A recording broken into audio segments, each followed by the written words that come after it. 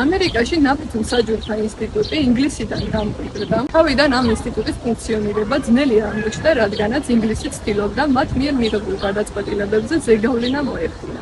ეს გახდა ამერიკის მიერ ინგლისის კოლონიისაგან განთავისუფლების ერთ-ერთი მთავარი მიზეზი, რამაც ამ ინსტიტუტისადმი ხალხის ნდობა მნიშვნელოვნად გაზარდა.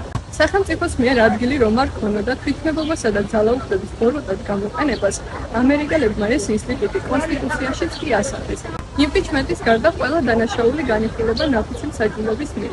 ეს ინსტიტუტი საბოლოო სახით ამერიკაში მაშინ ჩამოყალიბდა, როდესაც აიკრძალა სქესის, ფონებრივი ცენზისა და რასის მიხედვით დისკრიმინაცია.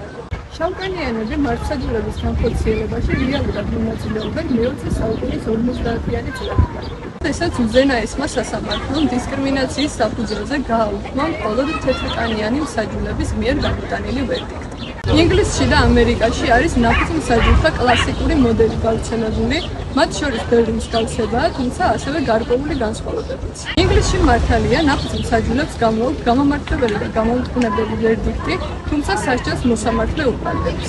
ამერიკის ბევრ შტატში კი ნაფთმსაჯულებს ენიჭებათ პრეროგატივა ყველაზე მძიმე სასჯელის სიკვდილით დასჯის გამოყენების.